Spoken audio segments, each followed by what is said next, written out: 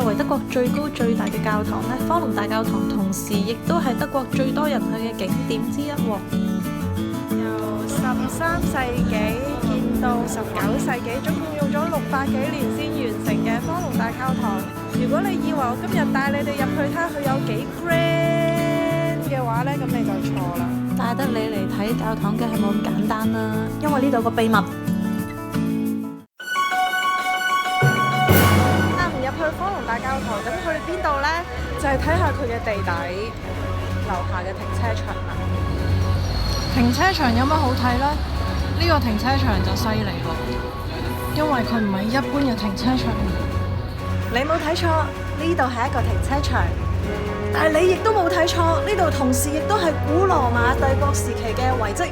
後面一部城牆呢，係公元1074年建成嘅，咁即係距今已經有1000幾年歷史啦。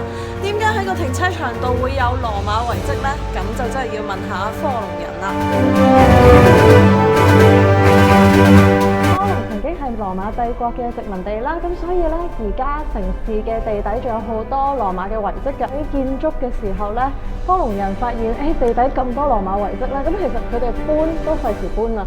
所以索性咧就將成個停車場起喺個羅馬城牆嘅側邊，咁所以咧呢部分你見到後面係遺跡。如果你再行前少少咧，其實冇錯啦，佢咧真係一個停車場嚟嘅。如果我哋咧再行遠少少去嗰邊咧，會見到一個古井添。咁我哋而家一齊行過去睇下。嘿，睇古蹟使乜四圍去啊？落停車場咪得咯！你睇下呢度唔淨只有古羅馬時期嘅城牆啊，仲有中世紀嘅古井添啊，都保存得幾好噶。距今已經幾百年歷史添啊！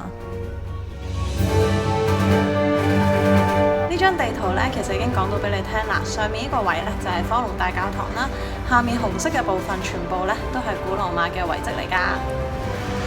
咁喺個停車場度行出嚟呢，其實都仲會見到某一部分嘅遺址嘅，咁就係呢一度啦。咁記住咯，呢個地方呢係喺科隆大教堂嘅底下，你見到停車場行入去就啱噶啦。嗱，就係咁啦，見到停車場行入去，向下行就會見到呢一紮城牆噶啦。我見過咁多本旅遊書呢，冇一本呢係講到科隆有呢一個咁特別嘅景點㗎。咁你問我點知呢個秘密嘅呢？其實就係參加咗 Free Walking Tour， 即係歐洲好多城市都有嘅本地人帶你四圍行 Tip-based tour 啦。所謂嘅 Tip-based 咧，就係根據你嘅經濟能力同埋導遊表現嚟俾翻 tips 佢哋嘅。今次個導遊仲講多咗個秘密我知添啊！呢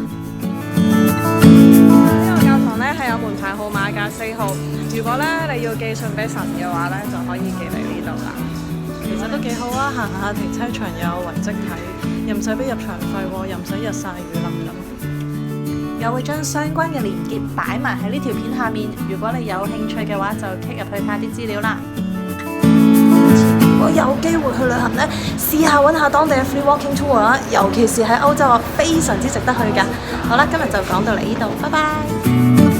如果大家想知多啲旅遊資訊咧，歡迎 subscribe 我呢個 YouTube channel 喎。咁好啦，喺其他 video 再見。